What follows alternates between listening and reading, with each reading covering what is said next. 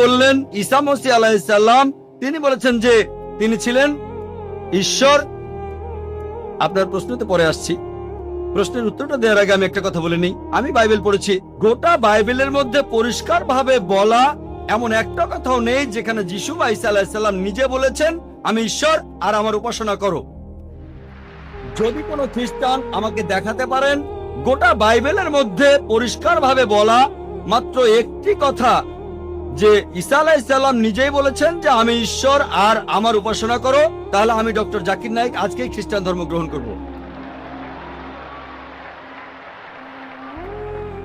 আমি অন্য মুসলিম ভাইদের পক্ষ থেকে এই কথা বলছি না, আমি আমার মাথাটা তরবারির তলে রাখছি। আমি বিভিন্ন ধর্মের উপর একজন ছাত্র। আপনি বাইবেল পড়েছেন আর আমিও পড়েছি বাইবেল। আপনি বললেন যে আপনাকে বাইবেল শেখানো লাগবে না। ঈসা আলাইহিস সালাম এই কথা নিজে বলেছেন, সত্যকে খোঁজো, সত্যই তোমাকে মুক্ত করবে। ইনশাআল্লাহ আজকে আপনি সত্য দেখবেন আর ইনশাআল্লাহ সত্য আপনাকে মুক্ত করবে।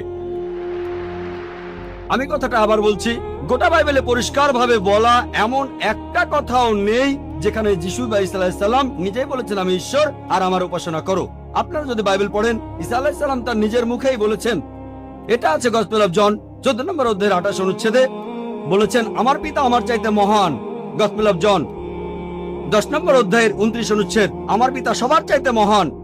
গসপেল অফ ম্যাথিউ 12 নম্বর অধ্যায়ের 28 অনুচ্ছেদ ঈশ্বরের আত্মার সাহায্যে শয়তানকে তাড়িয়ে দেই। গসপেল অফ লুক 11 নম্বর অধ্যায়ের 20 অনুচ্ছেদ আমি ঈশ্বরের আঙ্গুলের সাহায্যে শয়তানকে তাড়িয়ে দেই। গসপেল অফ জন 5 নম্বর অধ্যায়ের 30 অনুচ্ছেদ আমি আমার নিজের থেকে কিছুই করতে পারি না, আমি এখানে বিচার করি আর আমার বিচার সঠিক, কারণ আমি আমার ইচ্ছায় কাজ করি না, আমার পিতার ইচ্ছায় কাজ করি। যদি কেউ বলে সে আল্লাহর ইচ্ছা মতো কাজ করে সে একজন মুসলিম।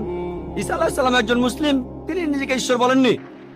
বুক অফ অ্যাক্টসে পরিষ্কার বলা আছে 2 নম্বর অধ্যায়ের 22 অনুচ্ছেদ বলা হয়েছে হে ইসরায়েলের সন্তানেরা একথা শোনো, নাজারেত শহরের যিশু ঈশ্বর প্রেরিত একজন পুরুষ তোমাদের মাঝে, সে অনেক অলৌকিক কাজ করবে, সেগুলো তাকে ঈশ্বর করাবেন, তোমরা তার সাক্ষী থাকবে।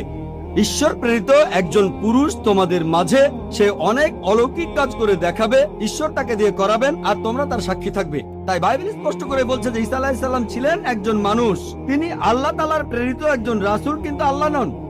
গোটা বাইবেলের মধ্যে পরিষ্কার ভাবে এমন একটা কথাও নেই যেখানে ঈসা আলাইহিস সালাম নিজেই বলেছেন যে আমি ঈশ্বর আমার উপাসনা করো।